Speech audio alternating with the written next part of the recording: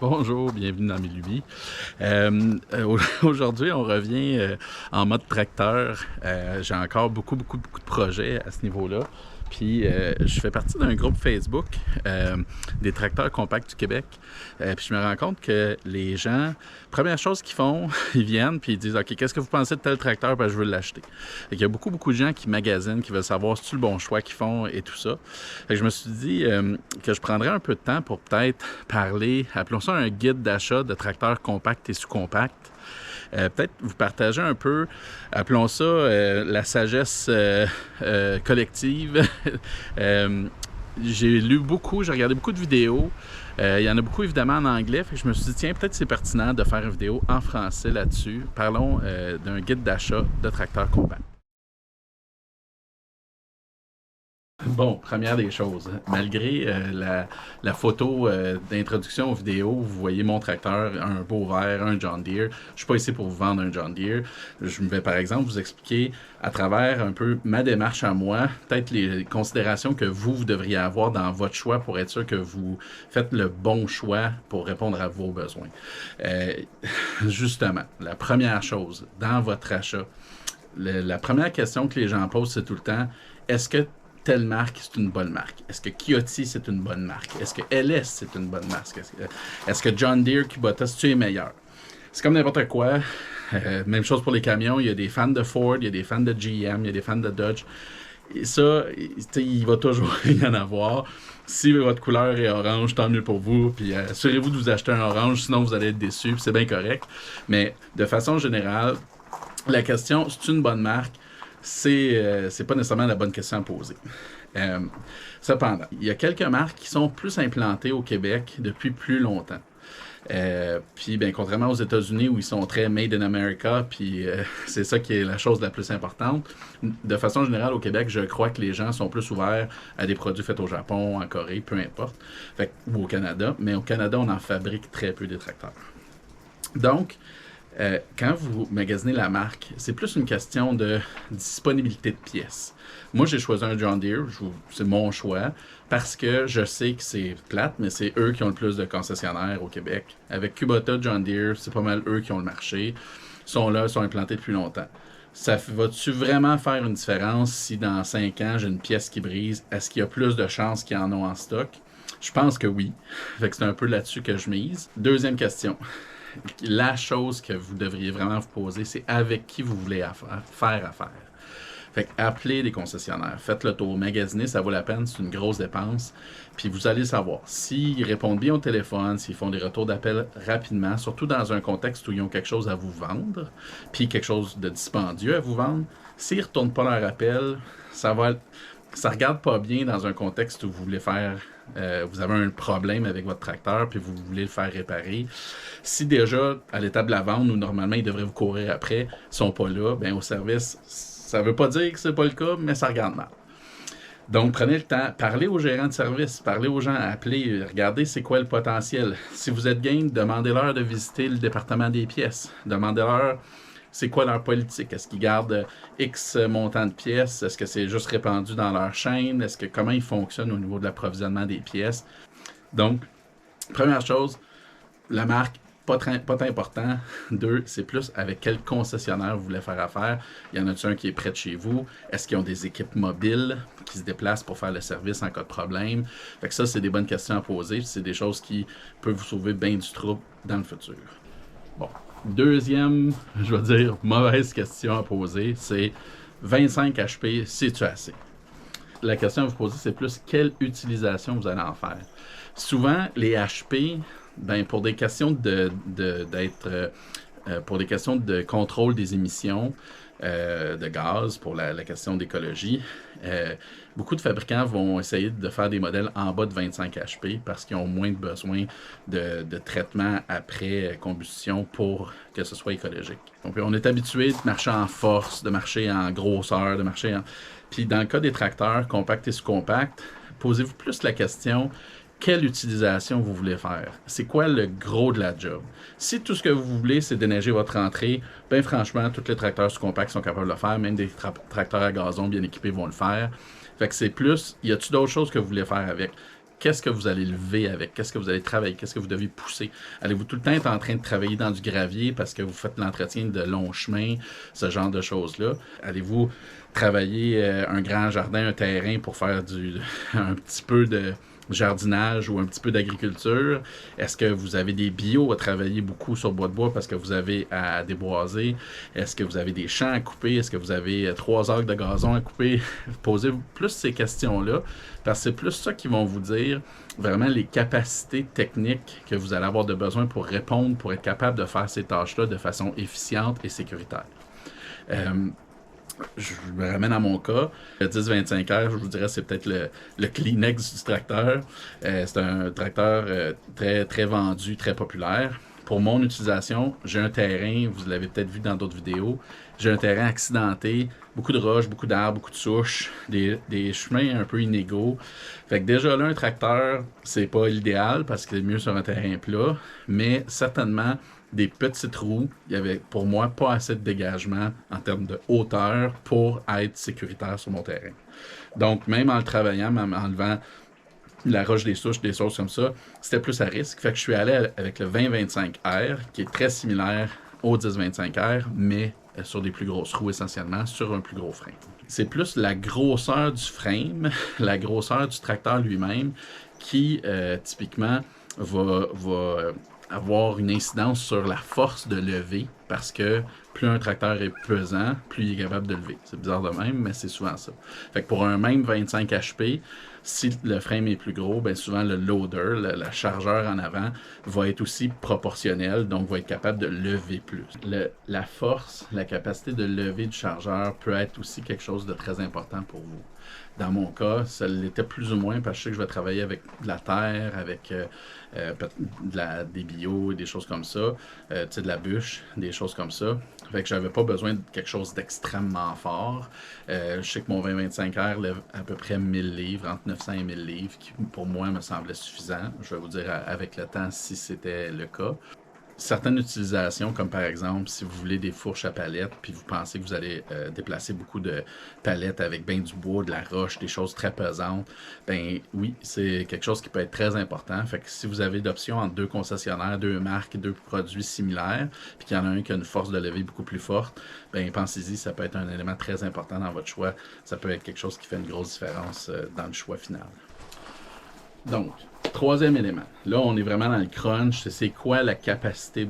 Une fois que vous avez bien établi votre besoin, une fois que vous avez bien ciblé les tâches que vous voulez accomplir avec votre tracteur, là, vous vous posez la question, OK, c'est quoi les accessoires? C'est quoi la force que j'ai besoin? Là, dans chacune marque, il y a bien des modèles. Fait que selon, je vais pas vous dire tel modèle, ça va vous perdre, puis ça dépend vraiment de votre contexte, puis vous qui est autour de vous. Mais il y a certaines choses qu'il faut que vous regardiez, il faut que vous réfléchissiez si c'est quelque chose que vous avez besoin. Par exemple, une tondeuse ventrale. C'est pas tous les tracteurs compacts et sous-compacts qui ont un PTO, c'est-à-dire un moteur en dessous, si je simplifie ça, pour avoir la tondeuse ventrale.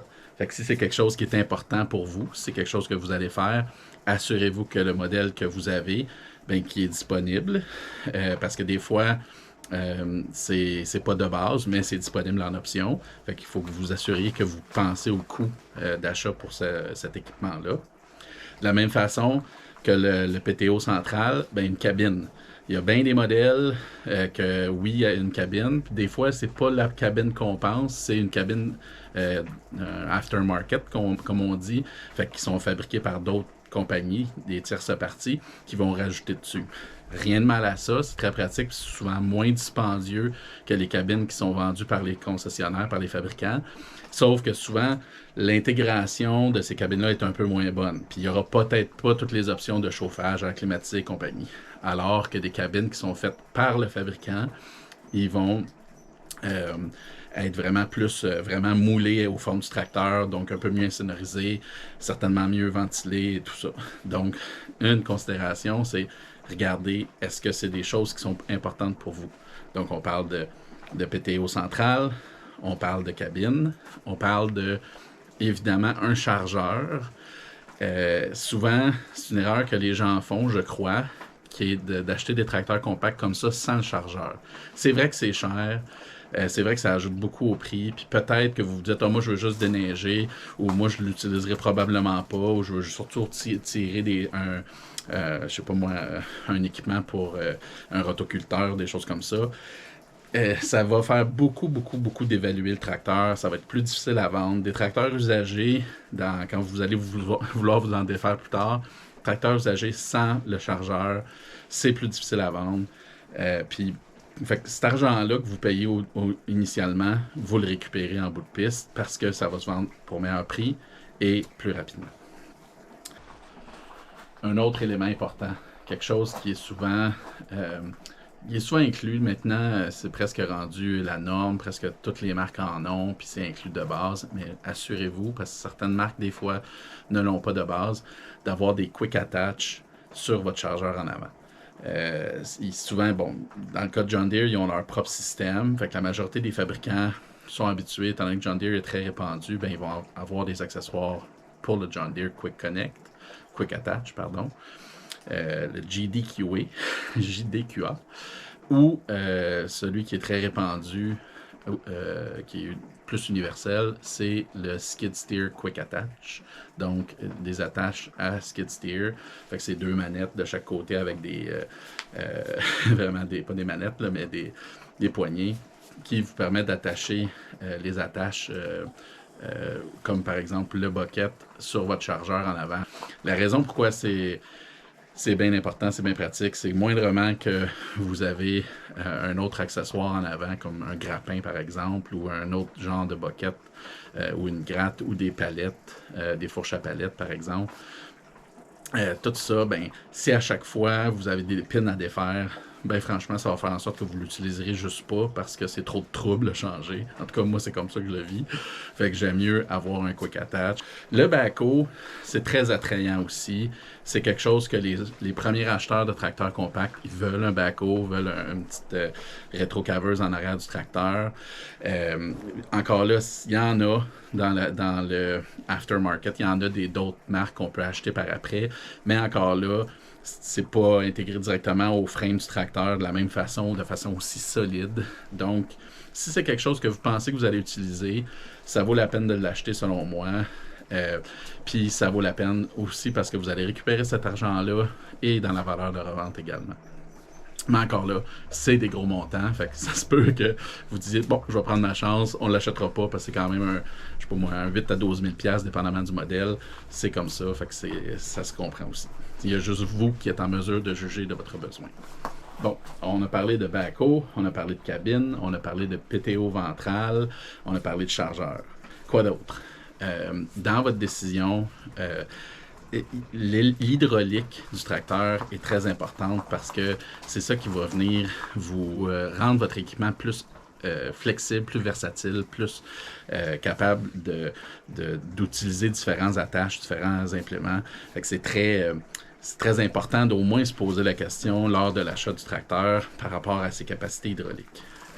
La majorité des tracteurs compacts vont venir avec bon, évidemment, les sorties hydrauliques pour le chargeur, donc qu'on appelle 2 fonctions pour être capable de lever le chargeur et de tourner le bucket, le godet, donc le curler le bucket, comme on dit en bon français.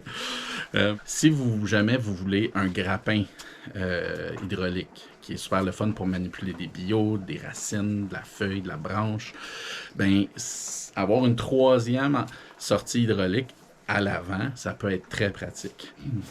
Donc, là, on parlait d'hydraulique à l'avant, mais hydraulique à l'arrière, qu'est-ce qu'on a besoin? C'est là où ça devient aussi compliqué. Puis c'est là aussi que ça va vraiment varier d'une marque à l'autre. Certaines marques vont avoir une sortie arrière, d'autres vont en avoir 2, d'autres vont en avoir 3. Donc, ça dépend. C'est rare ceux qui en ont 3, la majorité en ont 1 ou 2. Certaines marques, je ne sais plus lesquelles, mais certainement John Deere ont ce qu'on appelle un Power Beyond, qui est une sortie hydraulique qui n'a pas de valve. Dans le fond, c'est le flot hydraulique complet qui est sorti sans aucun contrôle, sans aucune manette. Donc ça peut servir, comme dans mon cas, j'ai une souffleuse arrière, puis j'ai fait installer 2 manettes, 2 valves, pour être capable de contrôler ma chute de souffleuse avec dans le fond, l'hydraulique qui sort du Power Beyond. Si pour vous c'est important, vous allez avoir une souffleuse à l'arrière, puis vous voulez pouvoir contrôler votre chute ou l'endroit où vous envoyez la neige de façon hydraulique avec des manettes plutôt que vous tourner puis mécaniquement changer l'orientation de tout ça, assurez-vous d'avoir les sorties hydrauliques nécessaires pour le faire. Autre élément important dans la démarche d'achat de tracteur, discutez avec votre vendeur du poids à mettre sur les roues arrière. Sur mon John Deere, j'ai fait ajouter 2 pesées dans chacune des roues, qui est très bien. Mais comme vous avez vu dans les autres de mes vidéos, des fois, je manquais un peu de traction. Fait que j'aurais aimé avoir un peu plus de poids encore à l'arrière, avoir eu du poids, pour pas nommer la marque, mais du Agrilim ou bien un autre, du lave-vitre ou d'autres substances à mettre dans vos roues.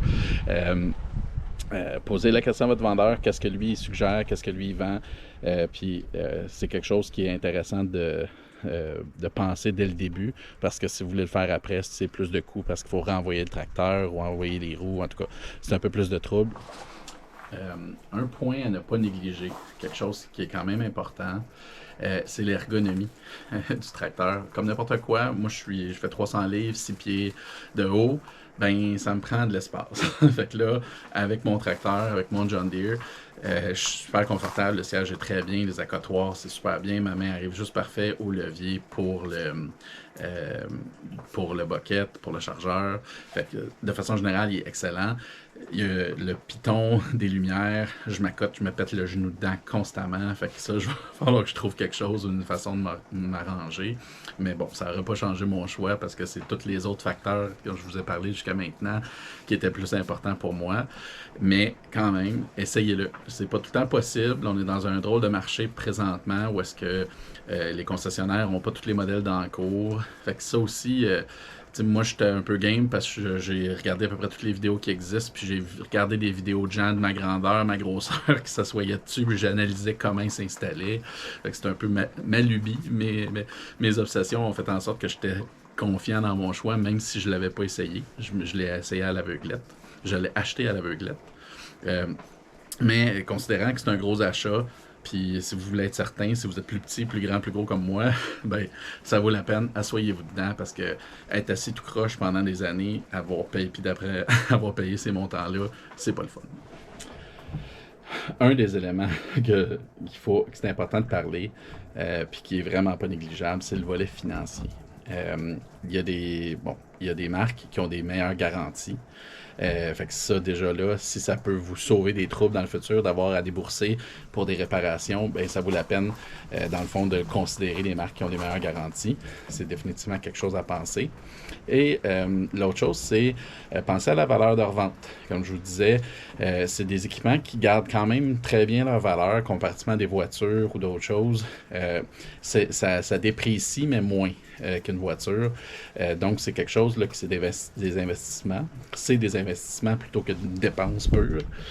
Donc, ça vaut la peine de penser plus long terme, à savoir, justement, est-ce que le modèle va être plus facile à vendre dans certaines marques, comme par exemple John Deere, Kubota, pour ne pas les nommer, ou Massey Ferguson, New Holland, qui ont des bonnes réputations au Québec parce que ça fait longtemps qu'ils sont là, comparativement à des marques comme LS, Tim, Kioti, qui sont tous des bons tracteurs, je suis convaincu, mais qui sont peut-être moins encore répandus, moins connus, donc potentiellement qui va être un petit peu plus difficile à vendre à terme si vous voulez vous en débarrasser dans quelques années, ou même si ça se vend, ben, peut-être pas à la valeur que vous aimeriez le revendre.